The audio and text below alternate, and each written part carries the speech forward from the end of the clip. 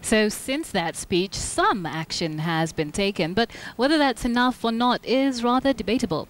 And do you know what else is debatable? Well, it's the integrity of the Ethics and Anti-Corruption Commission, ironically enough. KTN's Edith Kimani brings us an insight into a commission that has been embroiled in internal intrigues, even as it maintains a bold face in public. 25th of March this year, exactly 60 days ago, President Uhuru Kenyatta took an unprecedented approach in the fight against graft. In his hands, a report by the Ethics and Anti-Corruption Commission, and it contained names of government officials implicated in corruption, and that was to be investigated in 60 days. Those 60 days are now over, and in a strange and ironic twist, it appears that it's the commission rather than individuals in the list of shame that find themselves, or rather that finds itself in a precarious situation. See, according to the Commission, 56 out of the original 124 cases were investigated, with 21 of those files making it to the Director of Public Prosecutions. 21 doesn't sound like much, but if we revisit the events following the tabling of that report in Parliament, then you may end up surprised that any cases at all were investigated. Let's go down memory lane, shall we? March 31st, Jane Onsongo, at the time serving as one of the EACC commissioners, resigns. It may have gone unnoticed, except her resignation came just 5 days after the president asked the EACC to investigate top government officials who were implicated in graft. Her reasons for the exit? Now, that's where everybody's eyebrows were raised. I have come to the realization that the commission, as currently constituted, may not be able to discharge its mandate. The events of the past few weeks have crystallized this view. Shocking? Perhaps. But the country may have seen this resignation coming. She had, after all, written to the president together with her colleague and Deputy EACC Commissioner Irene Keino, saying they did not think their chairman, Mumo Matemu, was capable of fighting corruption. But that was in September of last year. Let's come back to the events of the last 3 months. April 1st, Irene Keino, supported by the same chairman she had expressed lack of confidence in, was to make this claim. I asked for the agenda of the meeting and was told that Professor Onsongo had agreed to resign.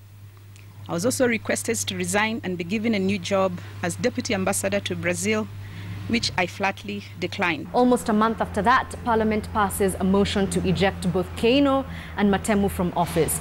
The two are suspended. A day later, a 4-member tribunal is constituted to look into a litany of claims against the two, including accusations of gross violation of laws and unethical conduct during their time in office.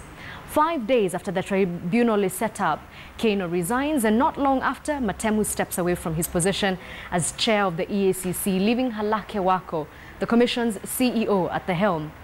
All these intrigues unraveled in the first 40 of the 60 days that the commission had to investigate the list of shame.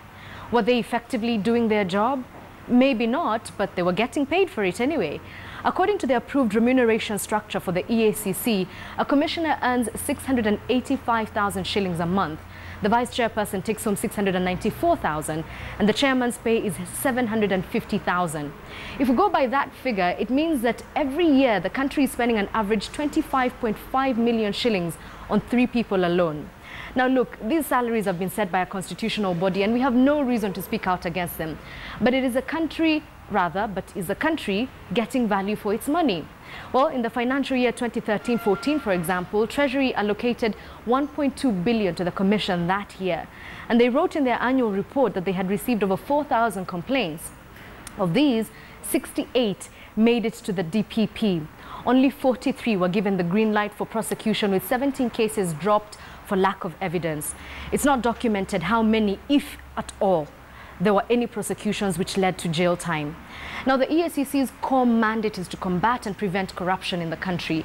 Yet, this is an organization where staff members hired prior to December of 2013 reportedly earn more than is recommended by the Salaries and Remuneration Commission. According to a 2012-2013 audit report, the Commission is yet to recover 5.8 million shillings spent on irregular personal allowances to a former chief executive. The same audit report shows that the Commission at one point paid as much as 2.9 million shillings on computer cartridge toners that were never delivered. Sure, the events may have happened prior to the fresh terms that began in 2013, but internally would be a really good place to start when cleaning house, especially when that house is made of glass. Edith Kimani for KTN.